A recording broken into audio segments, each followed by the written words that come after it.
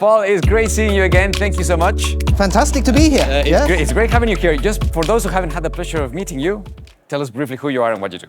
Yes, I am Pål Kroghdal. For the purpose of this interview, I am part of the Mobey forum. I sit as a co-chair for the Payments Workgroup. And we recently published a paper, our first paper, on embedded finance, which will be followed by a number of other papers. In my day job, though, I work as the Director for Advisory Services at Samlink. Great. Now, embedded finance is a hot topic. We hear a lot about it. And perhaps there is maybe a little bit of a controversy, or maybe not controversy, but different opinions whether embedded finance will enable more cooperation between banks or competition. So what's your take on the basis of what Mobey has been doing in the embedded finance space? So I think we need to sort of step out a little bit and take a wider perspective when we look at embedded finance. I think embedded finance is not a destination in itself. Mm-hmm. It is a step in the journey towards the platformification of the banking industry. Okay. So when you look at it from that holistic point of view and see it as a step in that journey, embedded finance is, for me, going to empower collaboration between financial institutions. It's going to create more of an ecosystem approach between financial and non-financial institutions that are going to drive new capabilities and new user experiences for consumers across the industry. So I see it as a way of actually bringing players closer together. Bringing players together, okay. Now, we know that banks sometimes struggle with these new concepts, with this innovation. There's a lot of regulation that they need to cater for, and there's also the technology development. So what are the main pitfalls that banks should be looking out for in order that they don't fall into what perhaps others before them have had to go through?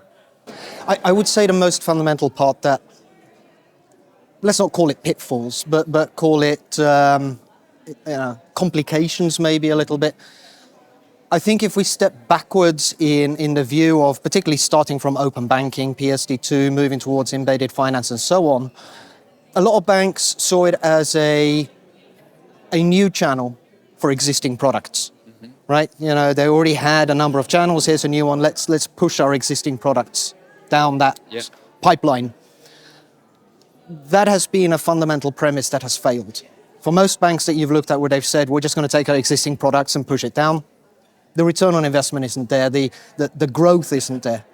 It's about reimagining banking products. It's about understanding how you move from a traditional banking model of pushing products to consumers to a world where in pure digital, the consumers will pull the capabilities and products that they want, especially in embedded finance, where you suddenly have a vertical supply chain, where you are potentially a bank that either you are supplying capabilities to a third party, or you maybe are enriching your own capabilities that you're supplying to a third party. And that third party is the one driving the interactions with the customer, the consumer, the end user.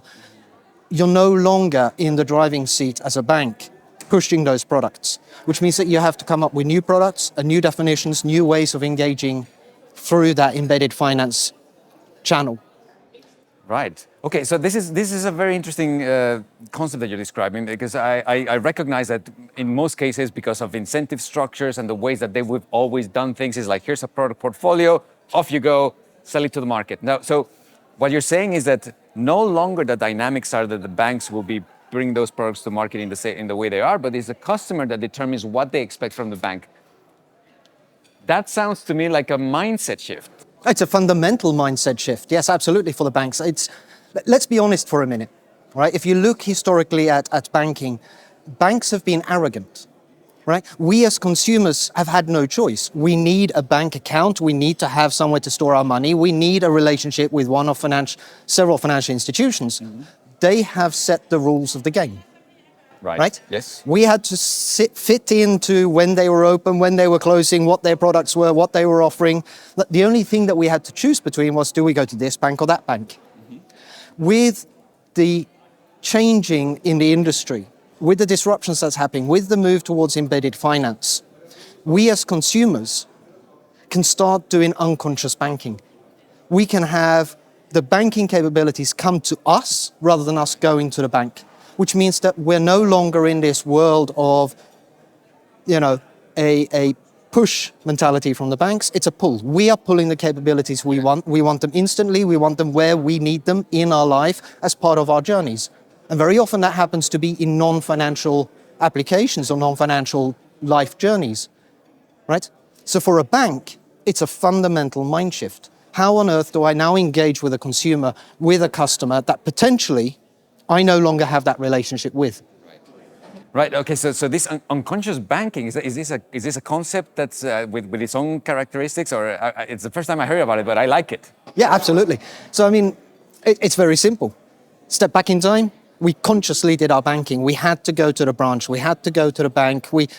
No one wakes up in the morning and goes, "Oh, I want to go and visit my bank," right? Unless we need a mortgage or something else. But even, let's be honest there as well. You look at the younger demographics these days. They don't necessarily want a mortgage. They might rent. They don't want to buy a car. They buy mobility. So even that is changing. So the relationship traditionally that we assumed that consumers had with the bank, which was, I'll have a bank for life and I'll build a relationship with Danske Bank or Nordea, or whoever the case may be. Let's be honest. I've got accounts with 4 different banks. I don't know how many accounts and banks you've got, right? But and a number of my financial transactions actually happen outside of direct interactions with the bank. It becomes unconscious. The most normal example that we use is Uber. You step out of the Uber and it pays automatically. Is it embedded finance? No, not really. Right? You've just embedded your credit card into there to simplify the payment process. But it's unconscious. And more of our basic financial transactions that we do on a daily basis is starting to become more and more unconscious.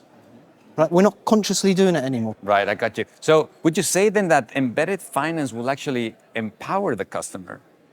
Absolutely. Yes.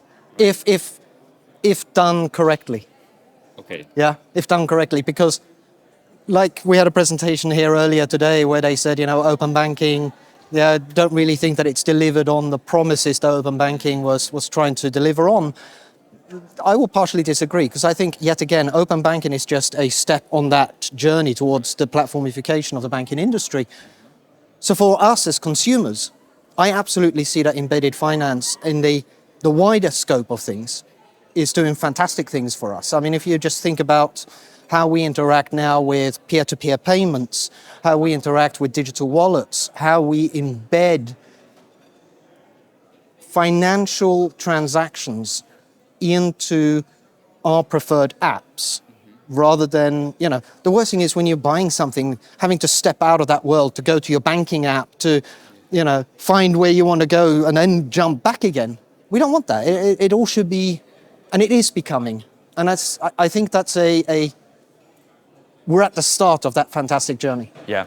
Okay. Now let me go back to this mindset shift, because you've worked in financial services for a long time. Mobey Forum is filled with people that come from the banking sector, and we know that mindset change is one of the most difficult things that you can experience as an individual, let alone as an organization.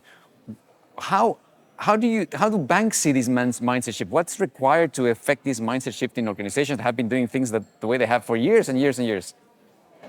This is my daily discussion. Yeah. This is a great discussion. I mean, I interact with banks almost on a daily basis, where you do get into this debate. We're going to have it this afternoon, right? Is embedded finance going to change the business models of banks? And it is. But when you talk about, the core business model of a bank is to take deposits. That's not going to change. But to take deposits, you need to engage with customers and consumers to bring you those deposits. The business models around that are going to change. How you actually drive value, how you enrich your capabilities, and how you start looking at the ecosystem around you to help you to grow. Mm-hmm.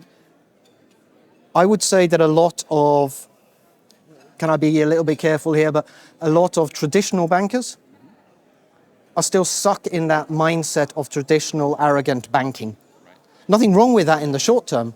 In the long term, we are going to see a shift, right? You only have to step back and look at how the telco industry went from the major providers owning the full stack and dictating and mandating, the cost, the everything else. That got broken down, right? They became a pipeline to provide the infrastructure where the providers like Apple could come to enrich the life of the consumers. Apple still needs that infrastructure from the telco providers, right? But the telco providers aren't anymore delivering the capabilities. You might know or remember who provides your SIM card, right? And who you pay your monthly bill to, but they're not the ones enriching your life. Nope. It's the players on top. Yeah. And the banking industry is going to go the same way, right? Now it's up to the bank's executives to decide how we're going to engage and define a new strategy and business model to live in that new world. Are we going to be a pipe? Nothing wrong with being a pipe and delivering APIs up to help enrich that capability. Or are they going to step higher up and become a part of that dynamic that delivers new value to their consumers and to other consumers? Right. Okay, now, just to close, the Mobey report on embedded finance talked about payments and lending being the areas of financial services that will be most impacted by embedded finance. Yes. Can you give us examples of how will they be impacted? I think we're seeing this already. We're seeing the growth of digital wallets. We're seeing a growth of peer-to-peer payments, account-to-account payments. Number of sessions here already this morning where they're talking about, doing shared community payments, shared community lending. Now, all of that at the end of the day has to be connected back to a banking system, right? Whether you have a e-money license or some other form of license, you still need to be connected to a banking system. Yeah. So there are banks there in the background that are delivering APIs or banking capabilities in embedded finance. Right? The other thing that I think we're going to see is a fundamental explosion of the use of embedded finance to satisfy the SME market space. Right? It's an underserved part of the business today, right? And it's going to continue growing. And I think there we're going to see an awful lot of embedded finance capabilities being used to satisfy potentially verticals, right? A platform for carpenters, where once you've embedded the capabilities to give them loans, etc., you can grow on that. Right. Okay, well, that sounds extremely exciting. Clearly a topic that is worth exploring in depth. Can't wait to hear what's going to be happening in the Fight Club later today. Yes. But Paul, thank you very much for sharing your insights and enjoy the rest of your time here at Finance Institute. Absolutely. Thank you very much.